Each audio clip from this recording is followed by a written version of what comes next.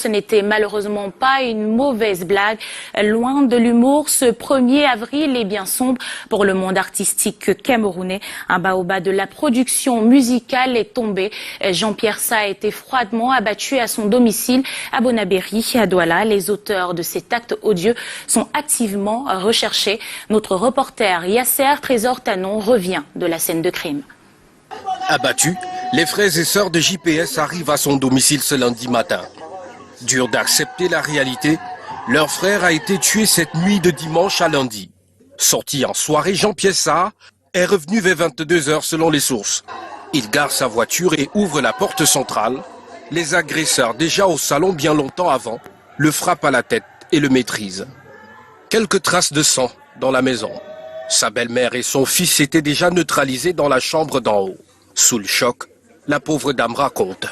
Il dit que j'ai l'argent combien. J'ai dit, papa, il n'est pas moi l'argent. Si au moins 1000 francs là-bas pour me payer mon petit pain pour boire mon remède. Il dit qu'il faut que je montre tout. Je montre, il dit que ouais, je suis bien maman. Je montre que j'ai vu avant de venir. Après maintenant, quand ils ont fini tout là, ils ont descendu. Ils ont dit que je donne mon portable. J'ai dit à un gardien que va prendre mon portable sur mon lit, tu les donnes. Il a pris tout le portable, il les donne. Moi, je suis sorti maintenant dans la chambre. Je regarde la place est calme.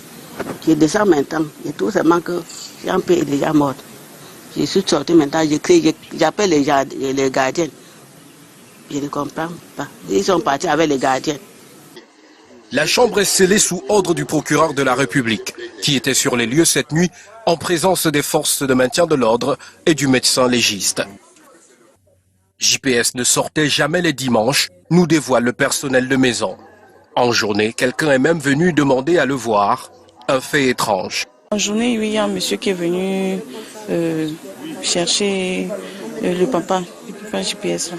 Elle lui a dit que non, il dort, je ne peux pas le réveiller. Il a insisté, elle a dit que non, il dort. Et déjà le dimanche même, il ne sort pas. Bon, il a quand même laissé son numéro et il dit que s'il se réveille, qu'elle lui dit qu'il est passé. Maintenant, quand il s'est réveillé, elle a dit non. C'est un peu louche, mais je ne vais pas remettre ce numéro-là. Oui, maintenant, et après quand même, vers 18 h, elle le voit descendre et sort. Il dit que mais pas ta nuit, toi tu ne sors pas souvent le dimanche. Qu'est-ce qui se passe? Il dit que non, je sors, j'arrive. C'est là maintenant que quand elle dormait la nuit vers 22 h, elle a compris, le portail s'ouvrait. Elle a dit, oh, enfin il est quand même rentré. À peine elle comprend aussi comment il ouvre la porte centrale. Mais juste après ça, ça a juste reçu le coup à la tête là, après s'être ligoté les pieds et mains. Il a reçu le coup à la tête. Apparemment, c'est ce coup qui était fatal pour lui. Y avait-il un lien avec cette agression mortelle? Le vigile est introuvable depuis cette nuit. De l'argent et des objets de valeur ont été emportés par les agresseurs qui auraient fait appel à une voiture qui les attendait non loin de là. Règlement de compte ou simple braquage qui a mal tourné, seules les enquêtes ouvertes vont permettre d'en savoir un peu plus. Le corps de JPS est admis à la morgue de l'hôpital militaire de Bonanjo à Douala. Triste fin. Au départ, presque tout le monde a pensé à un poisson d'avril. La musique africaine perd ainsi un de ses meilleurs labels. JPS et des centaines de titres et artistes produits. La maison de production qui explose dans les années 90 a fait les beaux jours de la musique, de Werason à Koffi Olomide, en passant par Kotobas, Lady Ponce ou encore Grace Deka.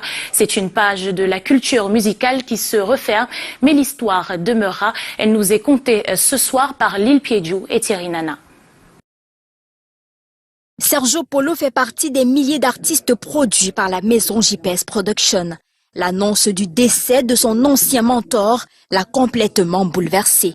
Je suis très ému à parler aujourd'hui de lui comme ça au passé. Vraiment, je suis très touché. Au-delà de l'argent que Jean-Pierre a mis dans ma carrière, j'ai voulu lui témoigner ou lui rendre l'ascenseur en composant cette chanson Solentine qui aujourd'hui me fait manger et me fait voyager de par le monde.